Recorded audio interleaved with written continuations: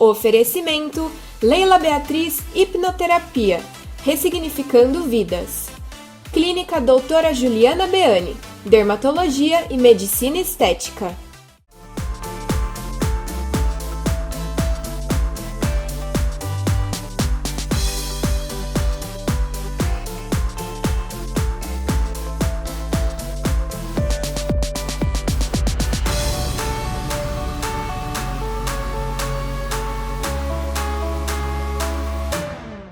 Oiê, tudo bem com vocês? No Toda Bela de hoje a gente vai falar sobre os padrões que a mulher é imposta, sobre todos os papéis que a mulher acaba tendo na vida, na sociedade, sendo mãe, sendo solteira, trabalhando dentro de casa, fora de casa, enfim, a gente sabe que a mulher desempenha 1 milhão de funções.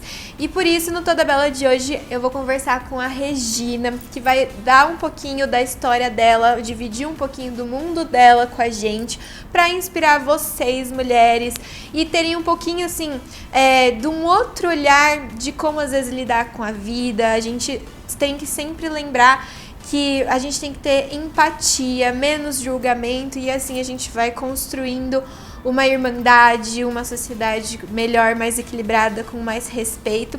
E eu vou aproveitar para dar uma dica de livro para vocês. A Arte da Não Conformidade, tá bom? Anota aí já essa dica de livro e vamos lá conversar com a Regina.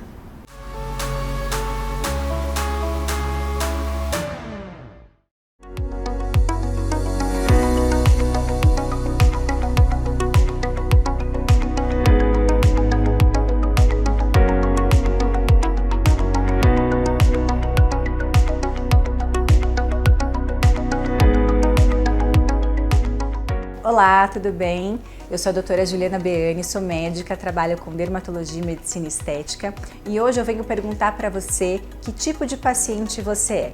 Se é um paciente do tipo preventivo, que vai ao médico antes de ter um problema, ou se você vai ao médico só quando você tem um problema.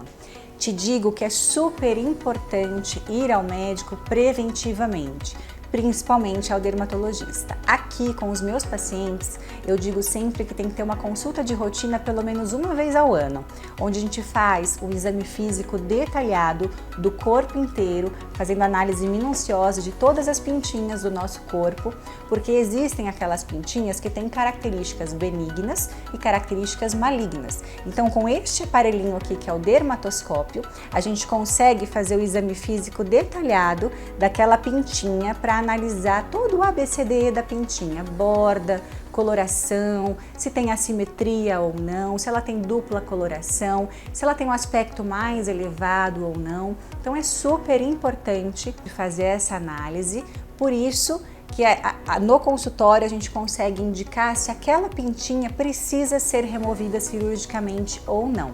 Convido a você, se tiver alguma lesão que te incomode, vem até aqui, a gente faz um exame físico detalhado e eu vou te dizer se precisa ou não retirar a sua pintinha.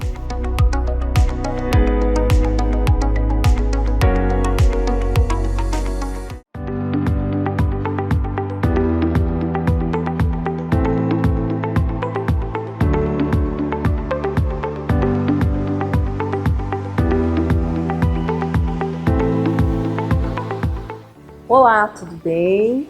Eu sou a Leila Beatriz, eu sou hipnoterapeuta, também faço faculdade de psicologia e gostaria de falar com você um pouquinho.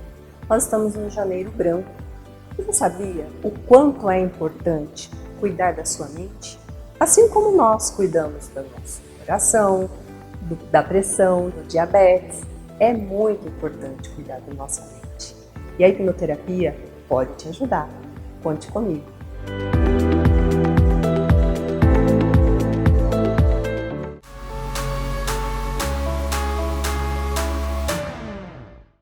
Voltamos então, a minha convidada de hoje é a Regina Misael. Tudo bom, Rê? Tudo jóia, e você? Tudo bem também. Maravilha. A gente está continuando aqui o nosso bate-papo com mulheres inspiradoras, com histórias de vida, profissão, que são diferentes e que de alguma forma possam ajudar o pessoal lá de casa ou às vezes inspirar e tal. Então a Rê vai compartilhar um pouquinho da história dela aqui como mulher, né? Vamos dar o nosso melhor. Essa moça tão bonita. Somos, né? Então, Rê, queria que você começasse a falar um pouquinho. Primeiro, você trabalhou, né, como modelo, atriz. Como é que foi isso? Você é mãe também, né? Então, eu queria que você falasse um pouquinho de como foi essa questão, tanto da profissão quanto do lado materno, porque a gente sabe que, querendo ou não, até hoje em dia existe um pouco de um preconceito, dizer mais ou menos assim, né, de pessoas que estão no mundo artístico, trabalham fora e são mães, né? Eu acho que assim, no lado artístico, eu comecei já a carreira depois de ser mãe. Então foi assim, pra mim algo muito mágico, né? Porque até então eu estava muito ali envolvida com a questão da criação dos filhos, ficava em casa, era praticamente ali a vida totalmente dedicada a eles. E aí quando eu recebi o convite, e na verdade eu tinha levado a minha filha para fotografar, né? Que todo mundo fala, ai, parece o bebê Johnson, né? Vamos levar, vamos agenciar ela. E quando eu cheguei na agência, o pessoal falou, poxa vida, você tem um perfil bacana, né? Vamos começar? E na hora eu não quis, mas depois, né, gostei da ideia, comecei, né, a trabalhar com isso. E eu já percebia que, assim, o preconceito é muito mais assim, se o homem sai para trabalhar, ninguém pergunta com quem que fica os filhos, né? Quem está cuidando? Porque a responsabilidade, teoricamente, é sempre da mãe, né? Então, sempre vinha essa questão. E até hoje, meu filho está com 18, a minha filha está com 16, às vezes eu saio de casa e as pessoas perguntam, com quem que ficou os seus filhos? Entendeu? Então, assim, acaba que sendo para a mulher sempre, né, um pouco mais puxado nesse sentido, que você tem que, além de dar conta da sua responsabilidade, né, você dá conta da educação dos filhos, porque se a educação dos filhos também não for legal, a responsabilidade a culpa é da mãe. E por isso eu costumo brincar, depois que você se torna mãe, o sobrenome é culpa. O coração vive para fora do peito com o sobrenome culpa, né? Ai, aconteceu alguma coisa com o filho, a culpa é da mãe. A criança chorou, a culpa é da mãe. Se a criança tá correndo para um lado do outro, a culpa é da mãe, que não dá educação. Então, é sempre esse lado que, às vezes, o julgamento não é de outro homem. É, na maioria, 99,9% das vezes, de outra mulher, né? E, infelizmente, a gente ainda lida muito com a questão da mulher que precisa trabalhar fora. Aqui em Jundiaí eu percebia muito isso, porque eu sou do sul de Minas, é diferente. Às vezes a mulher tá num sufoco, ela precisa, tá terminando um relacionamento, tá saindo de uma situação complicada, e ela tá naquele sufoco precisando de ajuda e ela não tem ajuda, né? Ela sempre vai ter um dedo apontando, ninguém mandou botar filho no mundo, olha lá, ninguém mandou fazer, agora cuida. E não é bem assim, né? Ninguém que planeja pelo menos ter um filho, que pensa, olha, eu vou constituir uma família, pensa em botar um filho no mundo para sofrer ou para ver um pai e uma mãe passar por uma situação de divórcio. Exato. Né? Então, assim, voltando ali, quando eu comecei a carreira de modelo e atriz, além de passar por tudo isso, quando eu realmente comecei a decolar com a carreira de atriz, estava com vários projetos, já tinha feito meu curso de cinema, apaixonada, eu falei, cara, é isso que eu quero e tudo mais, eu descobri a síndrome da minha filha, a Marina. E foi um choque, né, porque eu pensei, poxa vida, era o meu melhor momento e tudo mais. E aí, aonde também você vê que ser mãe é aquele velho ditado, né? Padecer no paraíso. Porque a gente abre mão da carreira, a gente abre mão do sonho para focar no filho, né? No bem-estar do filho. E foi exatamente isso que eu fiz. Só que eu não podia ficar parada, né? Então eu arrumei um trabalho, meio período aqui em Jundiaí, para dar conta da rotina dela. Psicólogo, fonopsicopedagogo, neuropediatra, né? Atividade extra para que ela não tivesse que entrar com medicação. e dar conta também das questões do meu filho, porque a minha família é toda de Minas, eu fiquei aqui sozinha praticamente com eles, né? E foi um momento que eu me questionei muito, que eu falava, Deus, não é possível, né? Como é que eu vou dar conta disso tudo? Por que tá tudo acontecendo comigo, E né? parece que vem tudo ao mesmo tempo, né? É porque assim, a gente ouve muito falar, você tem que lutar pelos seus sonhos, você tem que correr atrás do que é melhor pra você. Seus filhos vão crescer, né? Você tá ficando pra trás, você tem que investir em você. Então é um turbilhão de cobrança. E nesse momento que eu descobri a síndrome da Má, que caiu assim, pra mim como se fosse uma bomba, né? Apesar de é uma síndrome, né? O TDAH. Mas aí você para e pensa, meu Deus, o mundo não vai acolher meu filho como deveria ser cuidado, né? Então, eu compartilho aí de muitas mães que têm um filho que funciona diferente, né? E a gente sabe que as pessoas não estão preparadas para aceitar o que é diferente. E isso é no geral, independente. Se uma mulher é muito bonita, ninguém vai aceitar ela porque ela é muito bonita. Dá problema, né? Ou é o ciúme de outra mulher, é a raiva, é a inveja. Se foge um pouquinho daquele do padrão, não é aceito. Acabou, sai, tá fora de cena. Eu acredito que no caso da sua filha, principalmente na escola, tem a questão lá, todo mundo teoricamente tem que aprender daquele jeito que o professor está ensinando e às vezes a pessoa não aprende desse jeito. E a Má, quando ela estava no 3º ano, ela, por conta da síndrome, ela conseguia fazer toda a prova oral, ela sabia falar tudo, mas ela não conseguia escrever. Então, onde a psicopedagoga entrou, foi até a escola, orientou, me ajudou, teve atividade em casa para ser feito, né? Para que ela pudesse ter esse acompanhamento e desenvolver. Hoje, assim, quando eu olho, eu não acredito. Eu falo, meu Deus, a gente conseguiu, né? É uma superação constante. Só que, por um outro lado, eu parava a pensar, falava, cara, eu tô conseguindo fazer, mesmo sozinha, com eles aqui e tudo mais, mas quanta mãe não consegue? Sim. E não tem como dar essa mesma assistência. E às vezes a criança tá lá sofrendo na escola. E a mãe nem sabe. Ela não sabe nem como lidar, não tem como dar assistência, porque não tem um plano de saúde. Às vezes na rede pública ela não encontra o tratamento adequado. E para ela, porque quando a gente descobre que um filho tem uma síndrome ou tem uma necessidade especial, automaticamente a gente se sente culpada.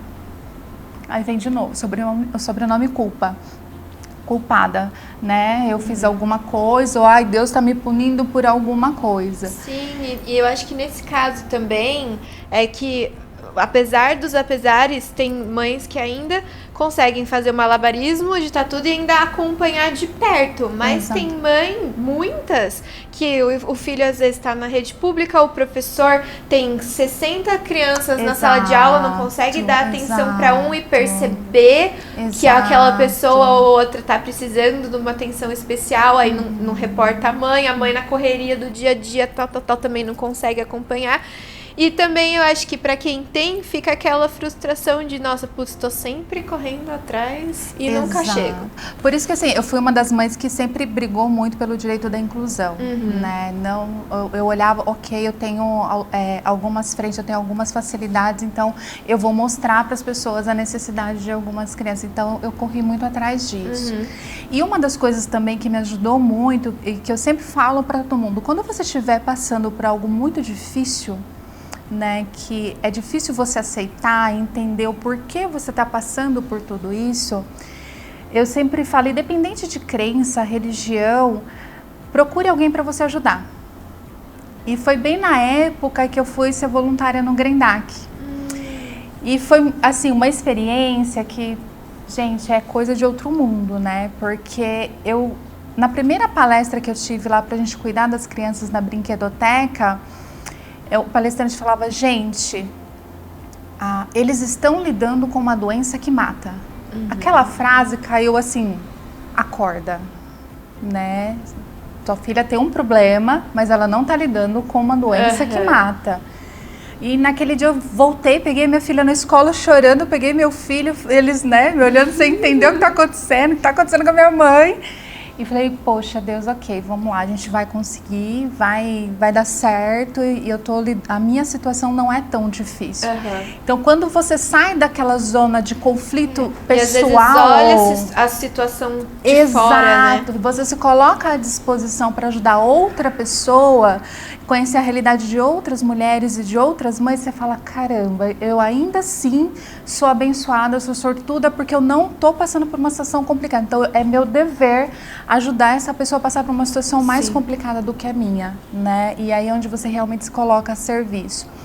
E foi muito assim, nesse processo, várias vezes, saía do trabalho, né? Não levava às vezes a comida no carro, comia no carro, deixava um filho na escola, pegava o outro, levava na terapia, levava... que tem toda essa logística da vida deles também. Exato, né? Aí chegava no final do dia, a sensação que eu tinha é que eu era uma incompetente, porque eu falava, gente, eu não dou conta, né? E é aquela coisa, fiz milhões de coisas, mas parece que não fez nada. Exatamente. E aí, às vezes, você sai com o seu filho, né? A forma com que a pessoa olha, que tipo, você já tá acabada, ninguém sabe o que você passou o dia todo. Ai, nossa, essa criança não para. Aí você para, caramba, né? Até que ponto vale tanto a pena, né? Essa correria toda, essa loucura toda, né? Porque a gente, como mulher, na sociedade, a gente tem o papel de ser o quê? Educadora, né? E eu sempre olho para isso, e eu sou daquelas que sempre compra a briga, né? Principalmente quando é minha, né? Eu vejo uma situação de injustiça, eu não consigo ficar quieta. Por quê? É muito fácil você apontar o dedo. Exato. Né? É muito fácil você olhar para uma pessoa que está passando por uma situação complicada, falar, ai, nossa, eu agiria diferente, mas não é com você. Exato. Não é o seu cobertor, não é o seu momento. Então, e uma outra frase clássica que eu sempre uso é tipo, se tá doendo pro outro e não tá doendo por você, você vai só se entender aquilo se você estiver passando. Então, segura. A gente tem que conseguir também ter um pouco de empatia, né? É uma palavra tão bonita hoje em dia, né? Muita gente fala, mas pouca gente empatia, consegue. Sonoridade, né? Empoderamento feminino e tudo mais. A gente fala muito.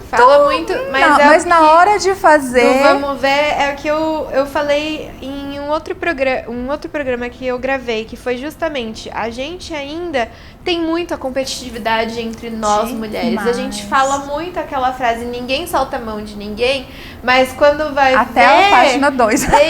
Então, e é justamente esse tipo de comportamento que a gente precisa ir fazendo uma reprogramação aí nas próximas gerações e tal, pra gente construir uma sociedade que realmente respeite, se veja como igual, né? Exato. Eu penso assim, eu acho que o papel inicial, né, é eu dar exemplo, né? Eu acho que até por psicologia, ninguém muda ninguém, a não ser que a pessoa queira. Então, é muito difícil, às vezes, você estar inserido numa sociedade ou num ambiente em que tudo é muito competitivo, né? Sim. A gente percebe, por exemplo, entre alguém que está construindo uma imagem mostrando o corpo requebrando, ganhando dinheiro com isso, uma mulher que está estudando, que está batalhando e tudo mais, provavelmente essa tenha mais holofote, seja mais interessante para alguns olhares, né? Mas essa que está aqui construindo algo mais sólido, ela está criando raízes, é algo que realmente você olha, tem uma beleza diferente. E tem que ser valorizada, né? Exato, e não é, né? Então, assim, você percebe hoje em dia que a gente... Infelizmente, essa nova geração, ainda acho que mais a sua do que a minha, né? Que eu costumo dizer, a titia dos 40, né? A jovem senhora de 40 anos. A gente teve um modelo de felicidade. A gente teve um modelo, a gente criar uma família, constituir um lar, a gente saber, ter uma direção. Né? Tudo bem que, na maioria das vezes, a gente acaba se perdendo aí pelo caminho. Aí eu tenho o divórcio, eu passo uma situação ou outra. Ok, mas você tem um norte, né? Se você vai chegar lá, é outra situação, sim. né? Hoje em dia, isso tudo se perdeu. Então, você percebe que tudo aquilo que é deplorável acaba tendo mais holofote, acaba tendo muito mais mídia. Né, aquilo que é avesso aquilo que realmente te traz algo de bom, né, acaba sendo deturpado. E a responsabilidade também de ser mãe hoje em dia vai nisso. Sim. Né? Porque Dá o exemplo mesmo. Exatamente, porque assim, eu educo meu filho dentro de casa com os meus valores, né? Com aquilo que eu acredito, com a concepção que eu tenho e com aquilo que eu trouxe de dentro da minha casa, de bagagem, de berço. E aí eu não dou, nunca dei o direito de ninguém olhar e falar, não pode ser, não. Na sua casa, você faz o que você acha melhor. E eu acho que isso é muito interessante também, porque cada um tem o direito de fazer essa construção da forma como que acha. Exato. Mas eu acho que ninguém tem o direito de colocar o dedo e falar o que tá certo e o que é errado. Pelo contrário, eu acho que justamente ter esse convívio com visões diferentes, com valores diferentes, que faz com que a sociedade vá crescendo e vai criando o respeito, pontos de vista diferentes e tudo mais, né? Exatamente. E nessa questão de construção, ainda volta também o nosso lado mulher. Então, tipo, eu tive que fazer algumas escolhas, né? A minha vida profissional, ela ficou impactada no seguinte sentido. Eu sempre tive que moldar meus horários para as realidades dos meus filhos, né? Então, assim, às vezes eu não conseguia ficar numa situação de trabalho onde eu percebia, vai interferir no horário de eu buscar na escola, né? Às vezes a empresa está precisando de mim até mais tarde, então eu não vou conseguir ficar. Eu preciso mudar de trabalho, porque não é a empresa que vai ter que se conformar a mim, é eu que tenho que me conformar à empresa e ninguém vai entender minha realidade. Para o homem é muito mais tranquilo, se o cara se separou e construiu uma outra família, ok, ele seguiu a vida dele, tá tudo certo. Eu já fiquei um pouquinho mais travada nesse sentido que dá aquele medinho, né? Quem que eu vou colocar dentro da minha casa? E por um outro lado, eu pensei, poxa vida, é um tempo para cada coisa. E nessa, eles foram crescendo, meu filho já está com 18, a minha filha com 16, e eu voltei a fazer faculdade agora. Olha só como são as coisas. E isso é legal porque, na verdade, nunca é tarde para começar, para investir em si mesma e tudo mais, né? Então, você ouve várias vezes as pessoas falando, olha, você tem que voltar a estudar, você vai ficar para trás, seus filhos vão crescer, seus filhos vão te deixar. Só que os filhos crescerem e deixar é um processo natural. E eles só vão conseguir te deixar de uma maneira sadia, né, voar para o sucesso deles, que é essa, né, a realidade, né, é o processo natural, se você der uma boa base. Sim. Né? Senão vai ser um filho que vai ser dependente pro resto da sua vida. E não vai ter como. Não é algo não é legal. Não, não é legal ter um filho de 30 anos que nem um bebê dentro de casa. Não dá, né? Não dá. Então, assim, esse processo de formação do filho tem que ter uma boa base. Sim, né? com certeza. E às vezes a base é a presença. Exato. Não é você simplesmente dar um monte de coisa. Eu vou trabalhar, vou dar uma condição de vida. Compensar, né? Exato. Vou pagar o melhor colégio, vou dar o melhor carro. Sim. E às vezes não é nada disso. Exato. Né? E isso foi muito real na minha vida. Quando o meu filho começou a namorar, eu falei para ele, olha, você começou a namorar, ele tinha 16. Eu falei, então agora você vai começar a trabalhar. Mas por quê? Não, porque você tá tirando uma filha de outra pessoa de dentro de casa para namorar, então você vai ter que assumir a responsabilidade. Levar para jantar e levar para, né, ter que dar um presente, uma coisa ou outra. Ai, mãe, então tá. E aí ele começou a trabalhar. Sim, e hoje ele começou a fazer faculdade e ele se autossustenta, e né? Tem uma maturidade trabalha, diferente também, cuida da própria vida, faz as coisas dele. A minha filha, a mesma coisa. Então precisou de todo aquele processo de presença, de cuidado, para que hoje, exatamente, com TDAH, ela tira nota 10 em quase todas as matérias. Ela já estuda e já faz o Senai para concurso de administração. Então é meu orgulho. Com certeza. Entendeu? E eu olho, eu brinco e falo, gente, eu tô na melhor fase, porque eu tô com 40 e eu tô voltando a estudar, tô me reconstruindo, buscando coisa nova. Né? Eu acho que tudo valeu a pena, né? Que nesse legal. sentido. Que bacana.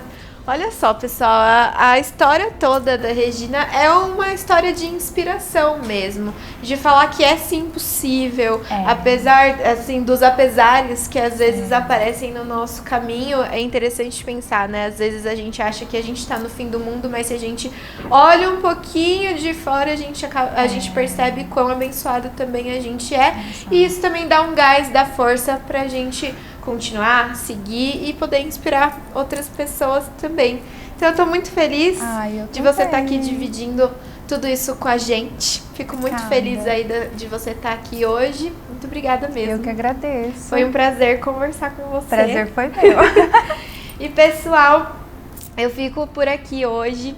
E eu, assim, espero que todas as histórias que eu tenho trazido aqui, as pessoas, tanto de profissões diferentes, de vivências diferentes, mostre como a mulher, ela desenvolve muitos papéis dentro da sociedade. Ela pode ser mãe, pode não ser, pode trabalhar dentro de casa, fora de casa, pode ser o que ela quiser. Mas justamente é isso que a gente precisa, entender que a escolha é dela e ela tem que ser livre para poder também ter essas escolhas sem julgamento. Então eu fico por aqui e eu vejo vocês a semana que vem. Tchau, tchau.